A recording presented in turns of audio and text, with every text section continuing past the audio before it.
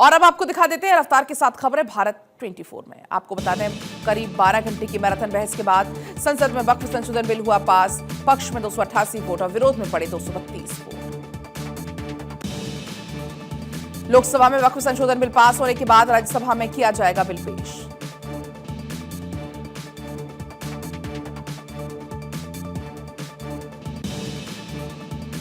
वक्फ संशोधन बिल पर अमित शाह का विपक्ष को करारा जवाब। कहा, कांग्रेस ने सरकारी जमीन वक्फ को दी, सरकारी जमीन दान नहीं कर सकते। संसद के कानून को सबको मानना पड़ेगा। लोकसभा में वक्फ संशोधन बिल पर चर्चा के दौरान रिजिजू ने कहा, बिल पर सभी ने अपने विचार रखे। चर्चा के लिए सदस्यों का आभार। लोकसभा में किरेन रिजिजू ने कहा, कुछ लोग समझकर भी नहीं समझना चाहते। विपक्ष बताए ये बिल संवैधानिक कैसे है। विपक्ष सिर्फ राजनीति कर रहा है। कुछ सदस्यों ने तर्कहीन मुद्दे उठाए। वक्फ संशोधन बिल पर लोकसभा में चर्चा के दौरान किरेन रिजिजू ने कहा, किसी को किसी की जमीन छीनने का कोई अधिकार नहीं। लोकसभा में चर्चा के दौरान बोले बीजेपी सांसद रविशंकर प्रसाद, शाहबानो से लेकर वक्फ बिल तक कांग्रेस का समान रवैया। कांग्रेस नहीं चाहती मुसलमानों की तरक्की। वक्फ बिल पर चर्चा के दौरान बोले अनुराग ठाकुर, वक्फ के नाम पर विपक्ष फैला रही है भ्रम। लोकसभा में अखिलेश यादव ने बिल को बताया समाज को बांटने वाला। कहा, वक्फ की इस जमीन पर कब्जा कर नियंत्रण चाहती है बीजेपी। वक्फ संशोधन बिल पर बोले ओवैसी, बिल मुस्लिमों के विरोध में। असदुद्दीन ओवैसी ने बिल की कॉपी तक फाड़ी।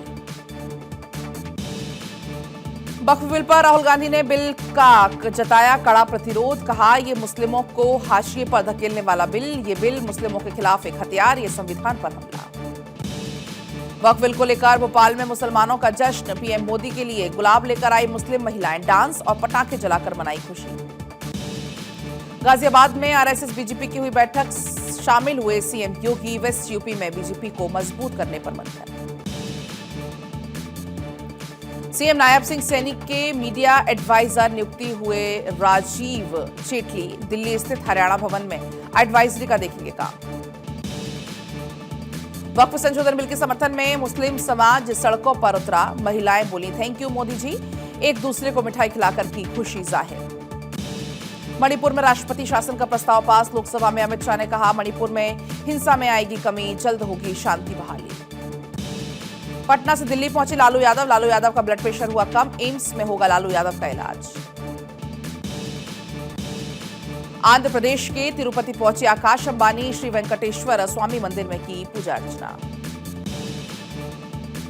पूरे देश में नक्सली युद्ध विराम को तैयार। सेंट्रल कमेटी ने कहा, सरकारें ऑपरेशन रोकें तो हम शांति वार्ता करेंगे। डोनाल्ड ट्रंप ने किया रेसिप्रोकल टैरिफ का ऐलान। विदेशी निर्मित कारों पर 25% ट्रैफिक का ऐलान। कुणाल कामरा को तीसरा समन 5 अप्रैल को बुलाया। पहले 2 समन पेश में नहीं हुए। आपको बताया, मद्रास हाईकोर्ट से ट्रांजिट अग्रिम जमानत मिल चुकी है। हरियाणा में महंगी हुई बिजली। एचईआरसी ने 2025-26 के लिए टैरिफ बढ़ाया। दरों में 20% तक की वृद्धि। चेन्नई एयरपोर्ट पहुंचे श्रीलंका की जेल से रिहा हुए 13 मछुआरे। मछुआरों को 19 और 20 फरवरी को सीमा पार से मछली पकड़ने के आरोप में किया था गिरफ्तार।